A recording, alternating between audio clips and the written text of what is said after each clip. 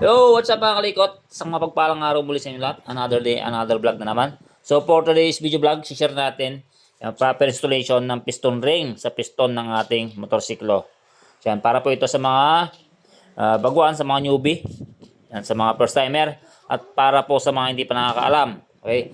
So marami na po mga nakakaalam, marami pong mga video tutorial regarding sa ganito. So paalala po, disclaimer, so sundin nyo na po kung ano yung alam yung tama para sa inyo, okay? So share lang natin, share ko lang kung ano rin yung pamaraan ko, kung ano yung nalaman ko sa pag-install, pagkakabit ng piston ring sa piston ng ating motorsiklo, okay?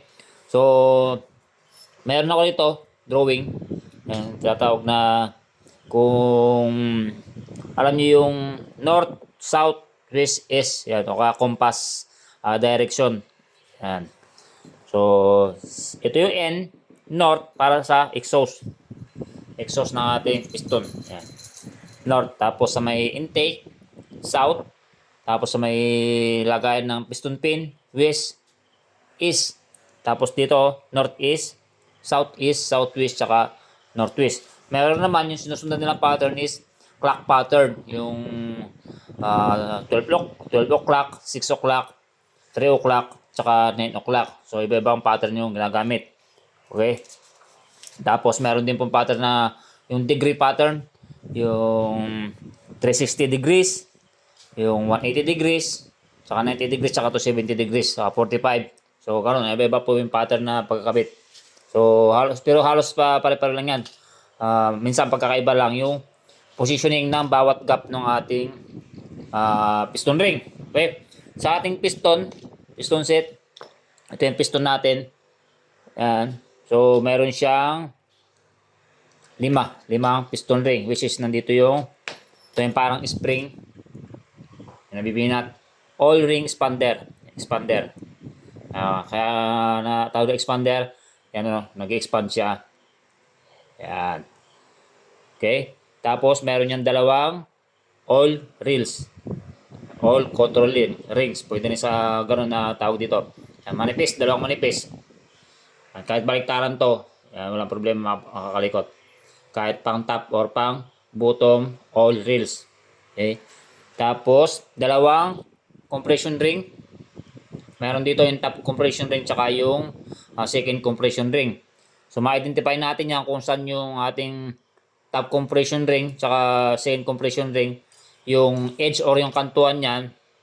Ito, pag matalas, mga kalikot, ito yung matalas yung edge niya, yung kantuan. Yan. Ito yung ating second compression ring. Yan, matalas. So, dito sa may top compression ring natin, yung kantuan niyan, yung edge niya is smooth. Hindi siya nakakasugat. Ito kasi pagka nadiinan mo, ayan, makakasugat yan. Ito yung sa ating second compression ring. Pinaka wiper ring din ito, mga kalikot. Okay? So, dito sa ating piston, parang yun na rin yung mga kalikot. So, ang position ng ating, unahin natin dito sa all expander ring. So all expander ring, mga kalikot, kahit baliktaran yung mga kalikot, basta ang importante, hindi siya magpapatong. Yan, nakaganyan lang yan, ganyan. Kahit maging W siya or maging M, basta hindi siya magpapatong na paganyan, mga kalikot. Basta paganyan, duktungan. Saan nakatapat yung gap nito? Dito sa ating intake sa baba. Yan. Which is itong south. Ito is south. Okay? Yan.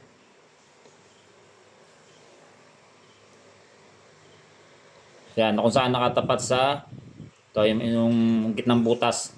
Ito yung daanan ng langis. Okay? Kaya dito sa loob ng piston. Okay? Next natin, yung dalawang manipis na rings. Yan, all reels. So, kahit baliktaran, northwest saka northeast. Pwede yung sa bottom or yung sa top, maging northwest tsaka northeast yung gap niya. Okay? So, unahin natin dito sa bottom all rails. Ito. So, sa pagkakabit mga kalikot, ganyan nyo lang yan, oh. Ayan, pag ganyan. Tapos, iangat nyo lang. Yun.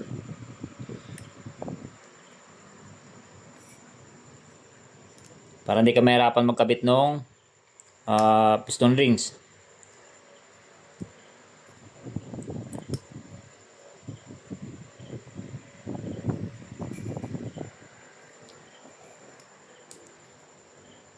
Lang sumampas sa pangalawang kanal.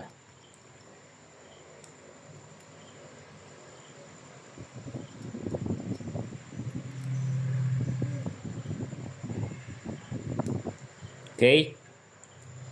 Yung gap nito, yung ating bottom all rails dito nakatapat sa northeast. Yan. Or 45 degrees right side ng north or ng 360 degrees kasi ito. Or 45 degrees from exhaust. Okay? 45 degrees from right ng exhaust. Next natin, yung top all rails, yung pangalawang manipis na ring dito naman sa northwest or 45 degrees left side ng ating exhaust. Okay? Dito. Yan.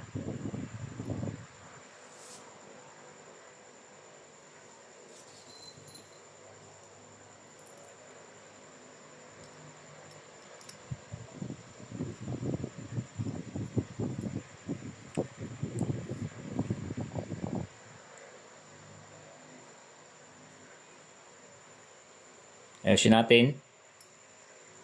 Dapat yung mga gap, hindi yung gap ng ating rings sakto sa position niya.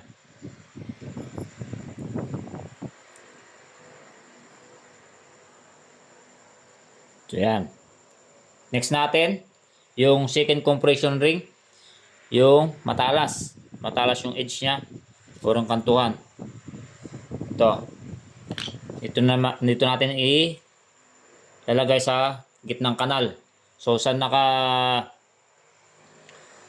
nakatutok yung kanito, pinakagap nito is dito sa southeast or 45 degrees from right side ng ating intake. Okay? Ito yung intake natin. Dito natin tatapat yung gap ng ating second compression ring. So sa paglalagay o pagkakabit, gaganyan nyo lang yan. Yan. Pag ganyan. Para di ka mahirapan or para hindi masyadong lumuwag yung ating piston ring pagka kinapit natin. Then, ganyan mo lang yan. Tapos, paikutin mo. Okay. Ganun lang. Para hindi masyadong mapwersa, maunat yung rings.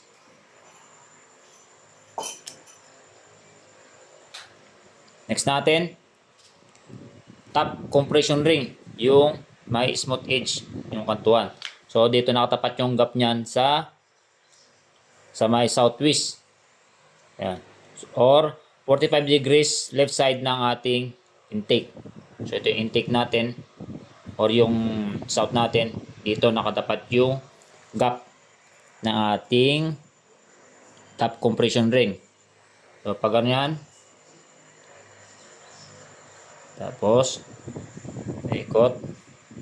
Ganun lang.